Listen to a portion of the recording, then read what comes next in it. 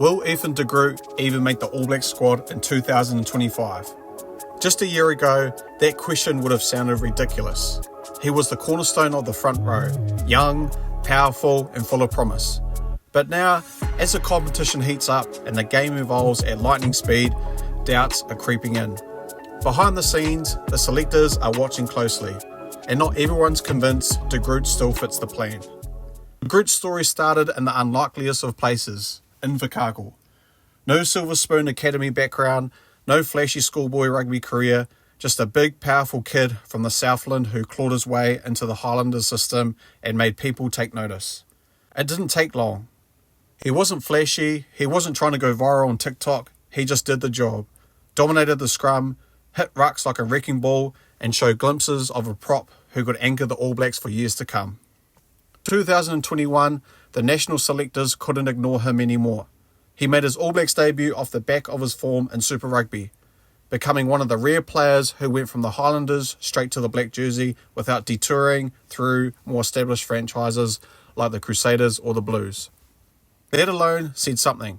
He had that old school, no-nonsense front row energy, hard-working, rugged, uncompromising. For a team trying to rebuild its forward dominance, de Groot seemed like the answer. Early on, he earned praise from coaches for his raw power in the set piece. Scrums were solid, mauls held steady, and unlike some younger props, he wasn't getting folded like a camping chair by seasoned internationals. He reminded people of Joe Moody at his peak, or even Wyatt Crockett, minus the penalty magnet reputation. But where Moody brought aggression and Crockett brought a relentless cardio, de Groot was somewhere in between. Strong, efficient and reliable. The kind of guy you need in tight test matches where every millimetre matters. But then came 2023, and with it, a moment that flipped the conversation.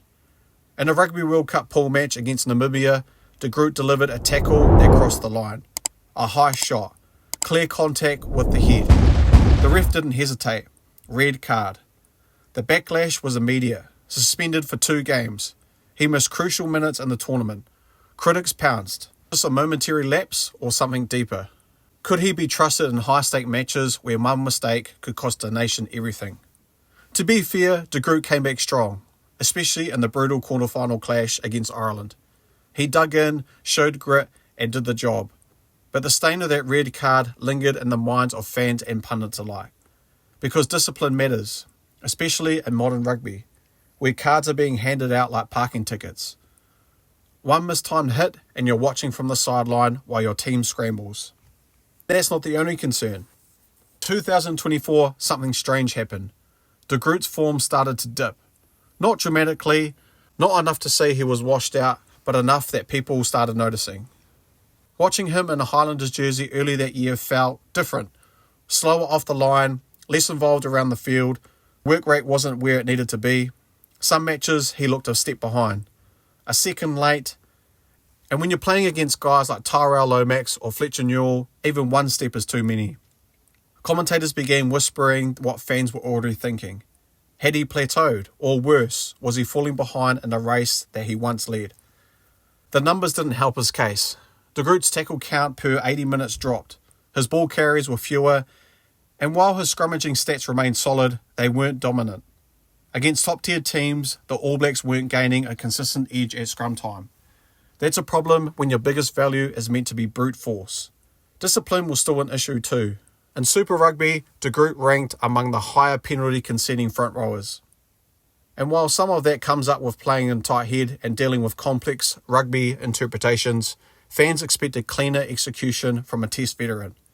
After all, it's not just about holding up your side. It's about outsmarting your opposite number, knowing when to push, when to retreat, and when to reset. And that requires more than raw power. It requires awareness, adaptability, calm under fire. The elephant in the room, the front row competition has never been fiercer. Fletcher Newell was young, explosive, and deceptively agile. Tamaiti Williams brings size and offloading skill that turns scrums into launching pads for attack. And Tyrell Lomax has become a fan favourite for his consistency and aggressive edge.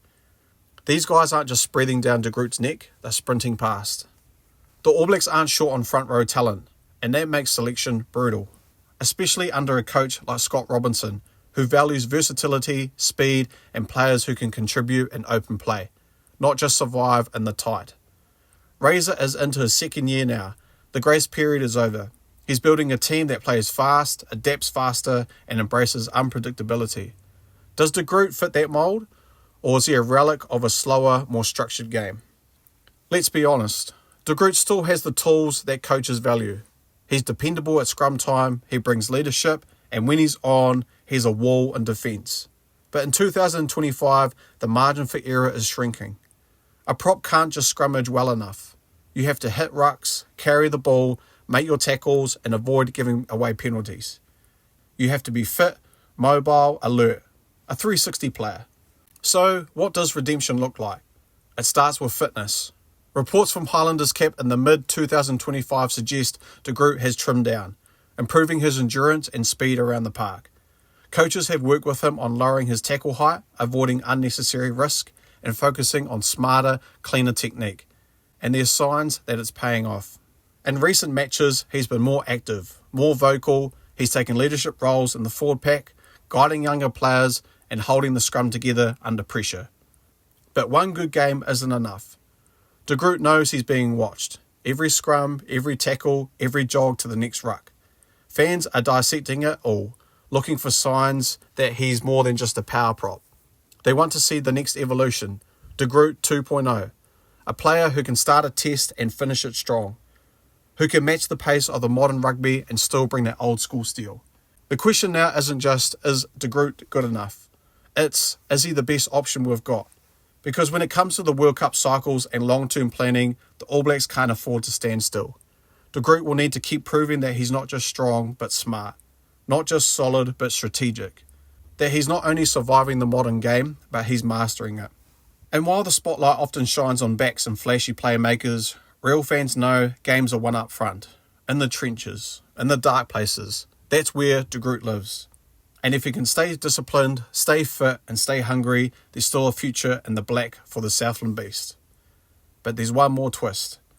With the emergence of the dynamic front rowers from Super Rugby Pacific and New Zealand Under-20 programs, the All Blacks depth chart is swelling. The selectors have options. And when everyone's fit, de Groot may no longer have a guaranteed starting position. In fact, he may just have to fight off to stay in the 23. That's the harsh reality of elite rugby. 1 year, you're the cornerstone, the next, you're on the fringe. Still, he has something the new guys don't, experience. World Cup scars, test match survival, and when the pressure's on, that counts. Coaches know it, teammates feel it, and opposition front rows respect it. So, is Ethan de Groot good enough for the All Blacks 2025? Let me know in your comments down below. Thanks for watching. Please don't forget to like, share and subscribe, and I'll see you next time. Cheers.